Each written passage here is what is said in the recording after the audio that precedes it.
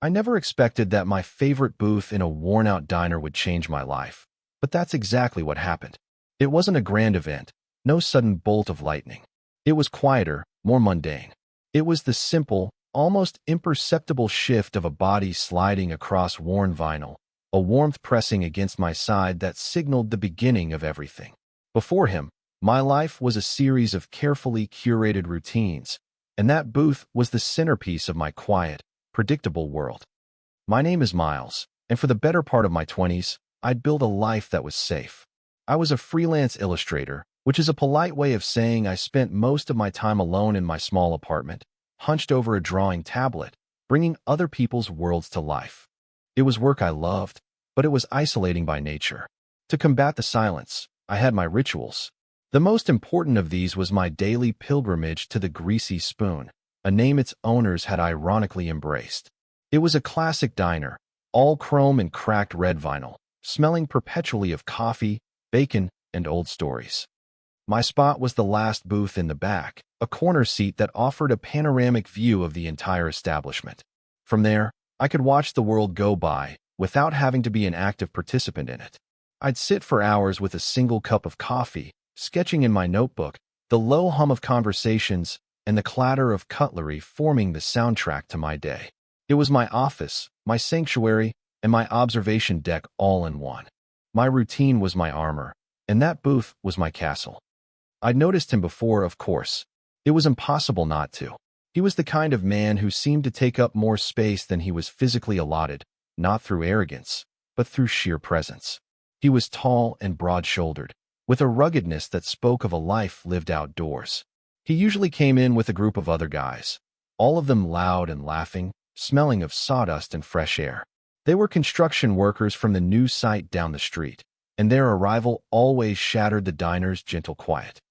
His name, I learned from the waitress, was Caleb. He had dark, unruly hair that was always a little too long, and eyes the color of moss after a rainstorm. When he smiled, which was often, it transformed his entire face, crinkling the corners of his eyes and revealing a warmth that seemed at odds with his tough exterior. I would watch him from the safety of my booth, sketching the line of his jaw or the way he ran a hand through his hair, all while telling myself it was just for practice.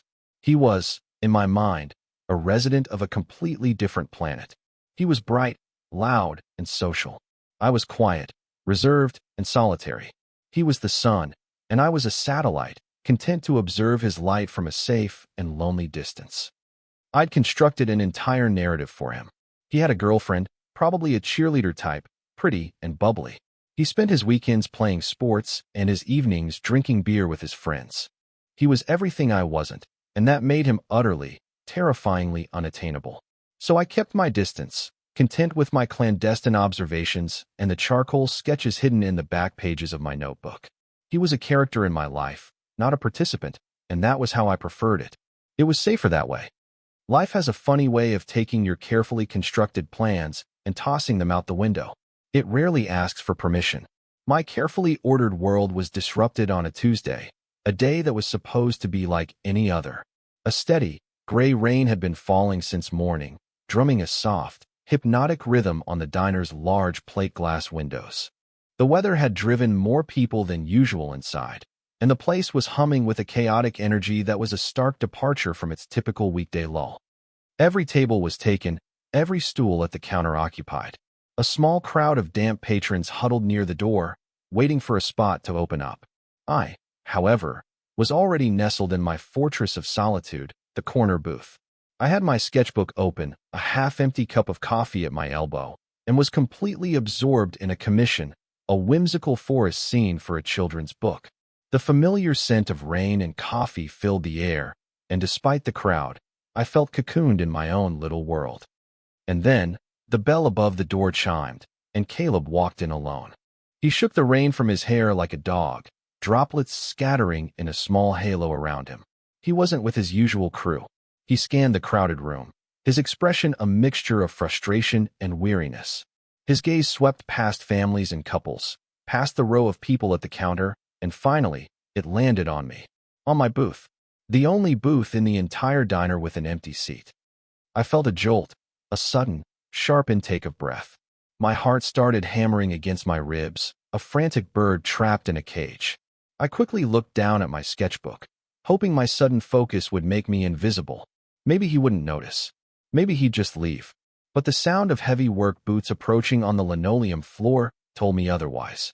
I kept my eyes glued to the half-finished drawing of a cartoon badger, my pencil frozen in midair. "Excuse me," a voice said, low and rumbling, right beside my ear. I looked up. It was him. Caleb. He was standing over my table, looking even larger up close. Rainwater clung to his eyelashes, and his jacket was dark with moisture. "Sorry to bother you, but is this seat taken?" He gestured to the empty vinyl bench across from me. My throat went dry. I managed a small shake of my head. Words seemed to have abandoned me entirely. He gave me a small, tired smile.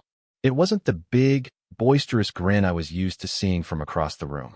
This one was smaller, more genuine. "Mind if I slide in? My truck broke down about a mile from here. The tow isn't coming for at least an hour, and it's pouring out there." "Oh, yeah, sure. Go ahead." I managed to stammer out, my voice sounding thin and unfamiliar to my own ears. I felt a blush creeping up my neck. I was the quiet observer, the man in the background. I wasn't prepared for the subject of my observations to suddenly enter my orbit.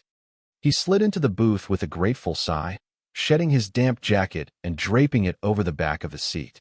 The small space of the booth suddenly felt incredibly intimate. The air shifted, charged with his presence. He smelled of rain, wet earth, and something else, a faint, clean scent like soap. He ran a hand through his damp hair, looking profoundly exhausted. The loud, confident man I'd watched from afar was gone, replaced by someone who looked vulnerable and weary. And he was sitting right across from me. My routine was officially broken. The first few minutes were excruciatingly silent. The only sounds between us were the clinking of my spoon as I stirred my cold coffee and the distant hum of the diner. I kept my head down, pretending to be intensely focused on the shading of a fern in my sketchbook, but my mind was racing. What was I supposed to say? What does one say to the man they've been secretly drawing for months? My social skills, rusty on a good day, had completely seized up. He was the one who broke the silence. "That's really good," he said. I looked up, startled, to find him leaning forward slightly, his chin resting on his hand, looking not at me, but at my open sketchbook. His gaze was soft and curious. "The little badger guy? He looks like he's got a lot on his mind." I felt a wave of heat wash over my face. "Oh, thanks. It's for a children's book." I closed the sketchbook a little too quickly, as if to hide the evidence of my hobby, my profession, myself. It felt too personal to share, especially with him.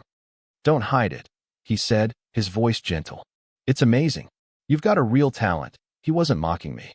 His tone was one of genuine admiration, and it caught me completely off guard. The Caleb I had invented in my head wouldn't have noticed or cared about my drawings. "My sister, she tries to draw. Mostly horses that look like weird dogs," he chuckled, a low, pleasant sound that made the booth feel warmer. That small comment was like a key turning in a lock. It opened a door. "My dogs always end up looking like lumpy potatoes," I admitted, and a small, hesitant smile touched my lips. "It's all about getting the legs right." He smiled back, a real smile this time, and the full force of it hit me from only a few feet away. It was dazzling. "Yeah? Well, you seem to have figured it out." A waitress came by, and he ordered a coffee, his voice dropping into a comfortable, familiar rhythm as he thanked her. When she left, the silence that fell wasn't awkward anymore. It was comfortable, companionable. We started to talk. It began slowly, with simple questions about work. I told him about being a freelance illustrator, and he listened with an intensity that made me feel seen. He asked about my process, about how I came up with characters. He didn't just listen, he absorbed what I was saying. I found myself opening up, explaining the joy of finding the perfect expression for a character, the frustration of a scene that just won't come together. In turn, he told me about his job. He did work in construction, just as I'd thought, but it wasn't the whole story. "It pays the bills," he said, stirring his coffee with a thoughtful expression. "But it's not. It's not what I want to do forever." He paused, looking down at his hands, which were calloused and capable. "I'm taking classes at night. For architecture." I blinked, surprised. Architecture. It was artistic, precise, creative. It was a world away from the loud, physical labor I had pictured for him. Really? I asked, leaning forward, my earlier shyness forgotten. That's incredible. He shrugged, a faint blush dusting his cheeks. It was endearing. It's a lot of math, he said with a self-deprecating laugh. But I love the design part. Thinking about how a space can make people feel. How a building can be more than just a box. He looked around the diner. Like this place. It's old, it's a bit run down, but it's designed to be cozy. The booths make you feel safe, you know. He understood. He understood the very reason I loved my corner booth, the very feeling I had never been able to articulate. He saw the world with an artist's eye, just like I did. In that moment, the entire, elaborate fiction I had built around him crumbled into dust. This man was not a simple, one-dimensional character from another world. He was complex, thoughtful, and hiding a vulnerability that resonated deeply with my own. As we talked, the hour for his tow truck came and went. He didn't seem to notice, and neither did I. The rain outside had softened to a drizzle, and the lunch rush had thinned out, leaving the diner in its usual state of peaceful quiet. We were lost in our own world, in our own booth. He asked to see more of my drawings. Hesitantly, I opened my sketchbook again. I flipped past the secret portraits of him, my heart thumping, and showed him landscapes, character studies, and whimsical scenes. He pointed to a drawing of a windswept cliff overlooking a stormy sea. I feel that, he said, his voice barely a whisper.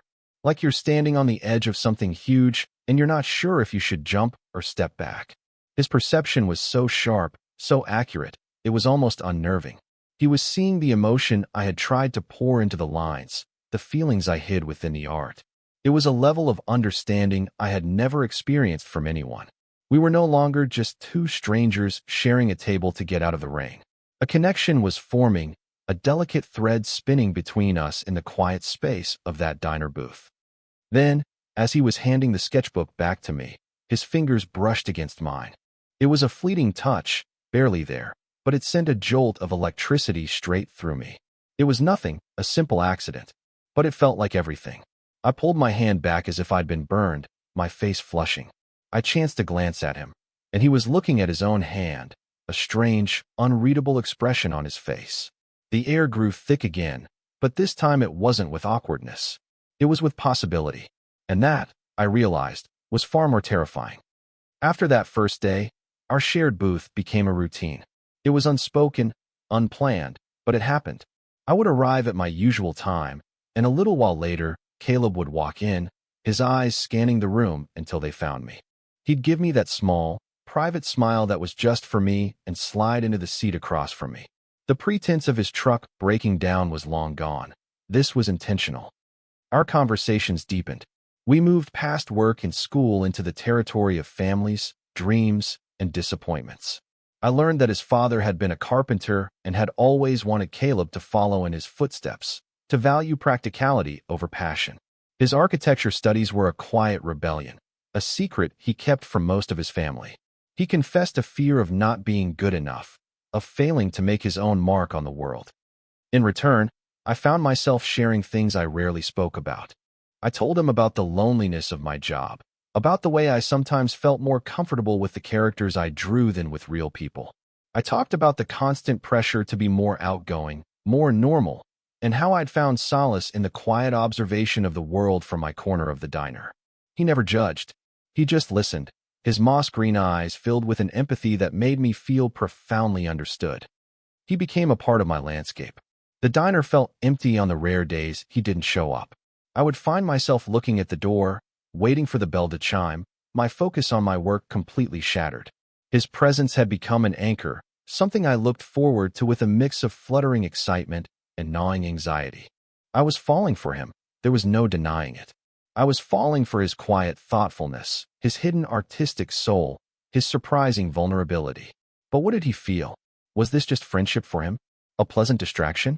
I was terrified to hope for more. The fear of misreading the signals was constant. I analyzed every word, every gesture. When he laughed at one of my stupid jokes, was it just politeness? When his knee accidentally brushed mine under the table and he didn't immediately pull away, did it mean something? It was a torturous cycle of hope and doubt. I was living on the edge of that cliff from my drawing, terrified to jump and terrified to step back. Then came the day that changed the texture of everything. It was a Friday afternoon, and the diner was packed again, this time with the pre-weekend buzz.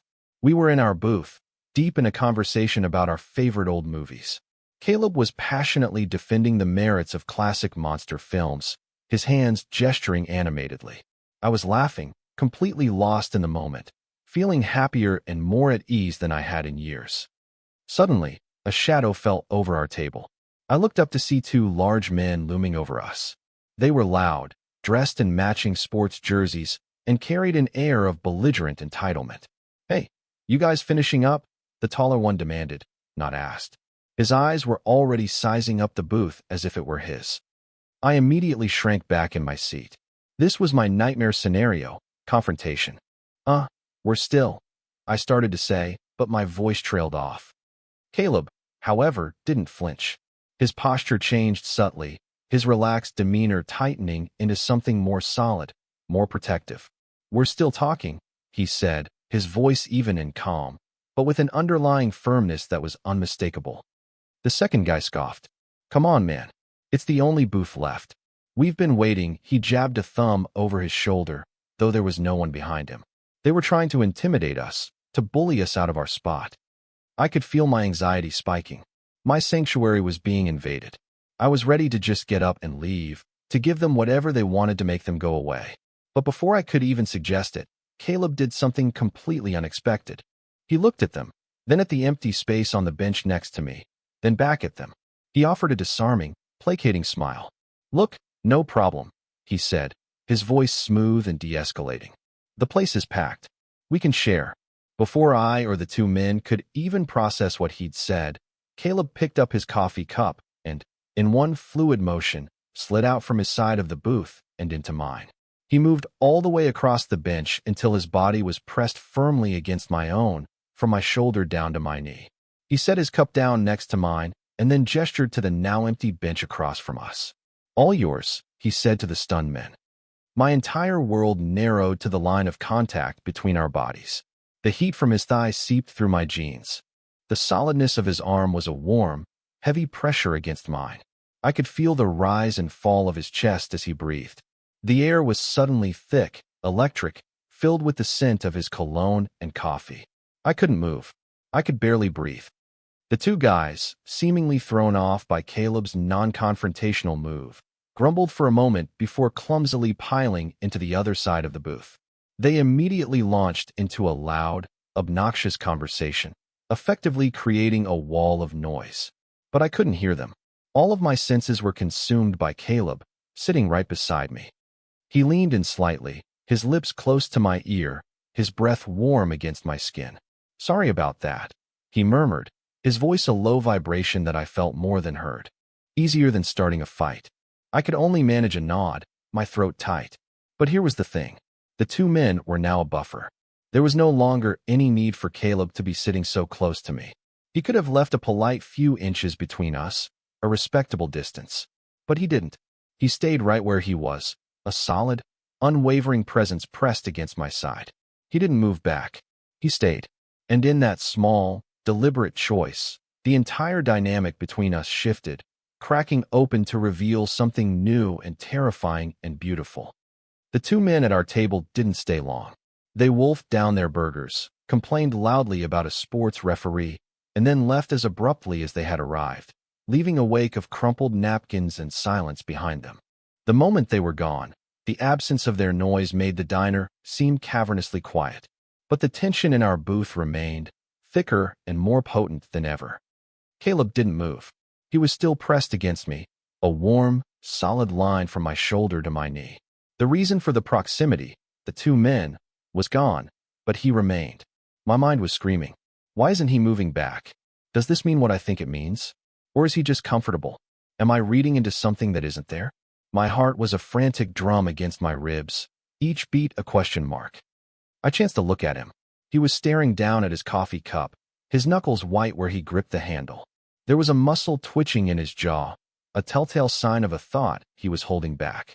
The easy confidence he usually wore was gone, replaced by a profound, almost painful stillness.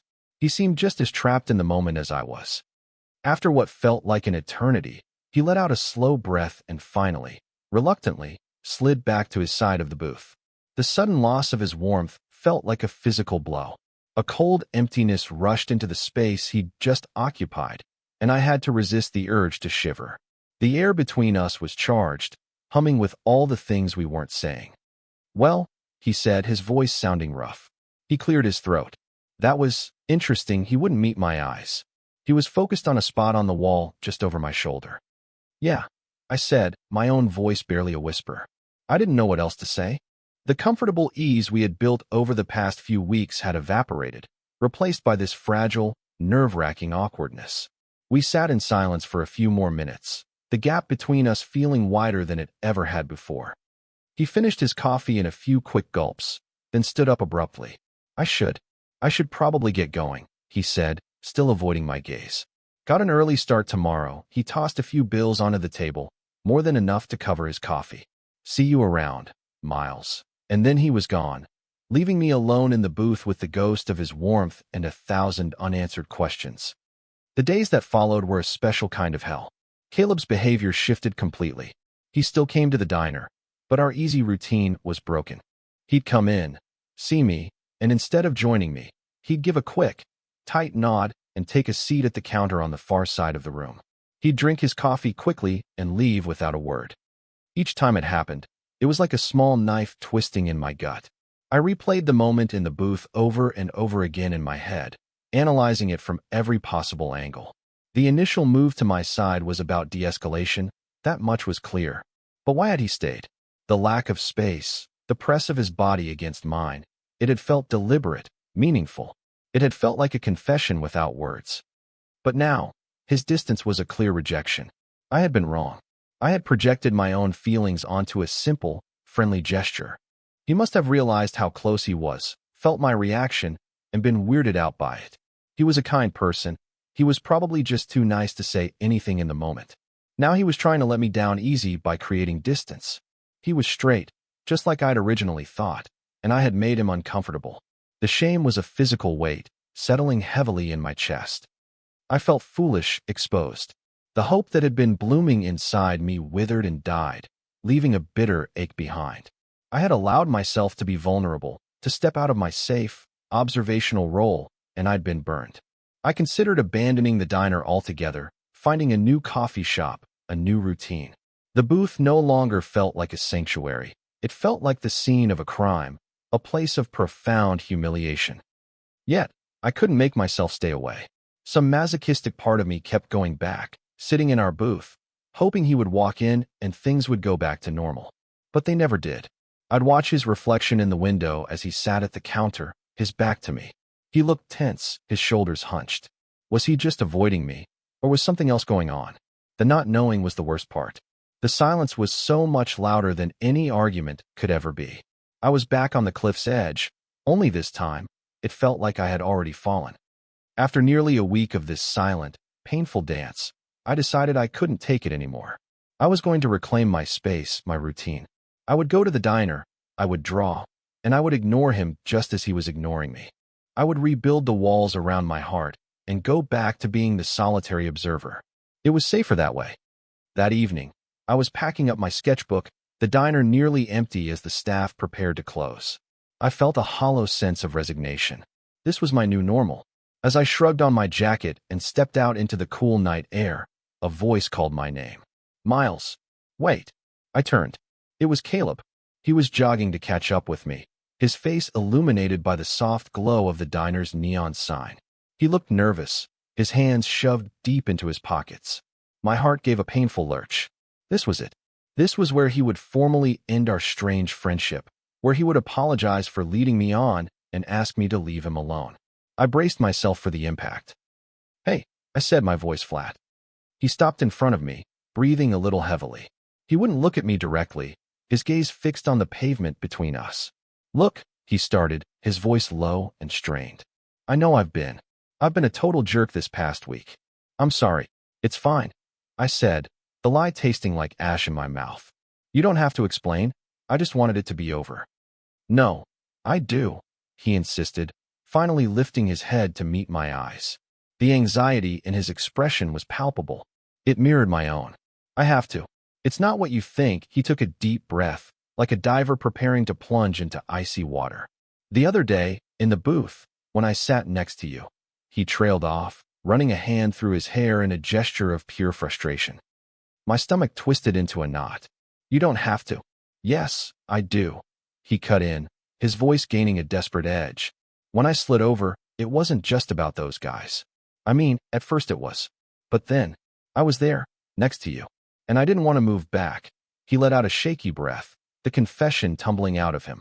I like being there, Miles. A lot. And it completely terrified me. I stared at him, my mind struggling to process his words. Terrified? Why would he be terrified? Hope, a fragile and treacherous thing, began to unfurl in my chest. He saw the confusion on my face and pressed on, his words coming faster now. I haven't felt that way before. Not with anyone. The way I felt sitting next to you. And I didn't know what to do with it. All week, I've been trying to figure it out, trying to get my head straight.